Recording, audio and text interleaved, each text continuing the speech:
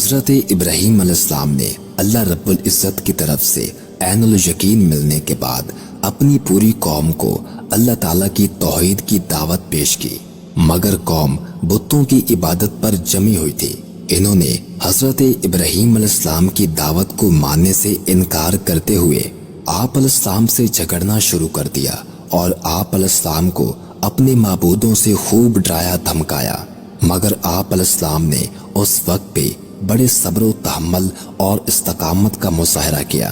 جب حضرت ابراہیم علیہ السلام کی دعوت توحید کو قوم نے ماننے سے انکار کر دیا تو آپ علیہ السلام قوم کو توحید کا سبق سکھانے کے لیے موقع کی تلاش میں تھے۔ آخر کار قوم کا عید کا دن آیا تو آپ علیہ السلام کو موقع مل گیا، لہذا جب قوم اپنے معمول کے مطابق عید منانے کے لیے شہر سے باہر جانے لگی تو انہوں نے حضرت ابراہیم علیہ السلام کو بھی ساتھ چلنے کی دعوت دی۔ آپ علیہ السلام نے سوچا کہ قوم کو مطمئن کرنے کے لیے کوئی ایسی تدبیر پیش کی جائے کہ وہ ساتھ لے کر جانے پر اصرار نہ کرے، اور میں قوم کے خود ساختہ معبودوں کو توڑ کر قوم کو یہ سمجھا دوں کہ جن بتوں کی تم عبادت کرتے ہو وہ تمہارا تو درکنار اپنا دفاع بھی نہیں کر سکتے۔ چونکہ اس دور میں علم نجوم ستاروں کو دیکھ کر معلومات حاصل کرنا بڑا عام تھا، لہذا آپ علیہ السلام نے قوم کو مطمئن کرنے کے لیے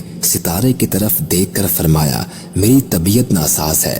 فرمان الہی ہے۔ پس ابراہیم علیہ السلام نے بڑے بت کو چھوڑ کر باقی سب بتوں کو ٹکڑے ٹکڑے کر دیا تاکہ وہ اسی بڑے بت کی طرف لوٹیں۔ حضرت ابراہیم علیہ السلام کی قوم کے لوگ جب عید منا کر واپس لوٹے تو سب سے پہلے اپنے بتوں کی عبادت کے لیے بت خانہ میں گئے اور اپنے معبودوں کو ٹوٹا ہوا دیکھ کر غصہ میں آ گئے اور کہنے لگے کہ کس نے ہمارے معبودوں کی توہین کی ہے۔ ان میں سے جن لوگوں کے سامنے حضرت ابراہیم علیہ السلام نے بتوں کے خلاف کارروائی کرنے کی قسم کھائی تھی، انہوں نے کہا کہ یہ کارروائی ابراہیم علیہ السلام کی ہو سکتی ہے کیونکہ وہ ہمارے معبودوں کا دشمن ہے۔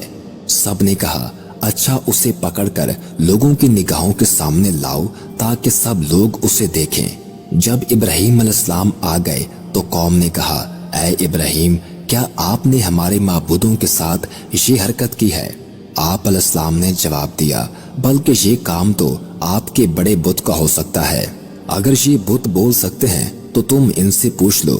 یہ سن کر وہ کہنے لگے، اے ابراہیم، تمہیں تو معلوم ہے کہ یہ بت بولتے نہیں ہیں۔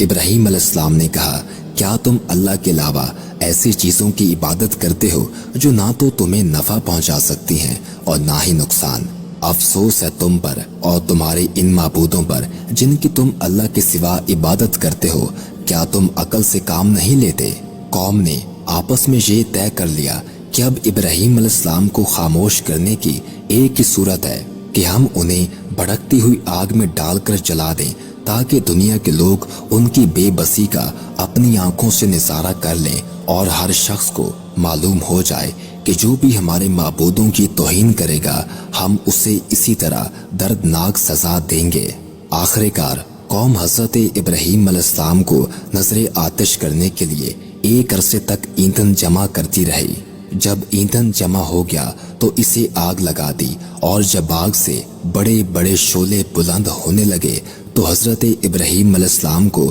منجنیق جس سے بڑے بڑے پتھر پھینکے جاتے تھے کے ذریعہ دور سے آگ میں پھینک دیا۔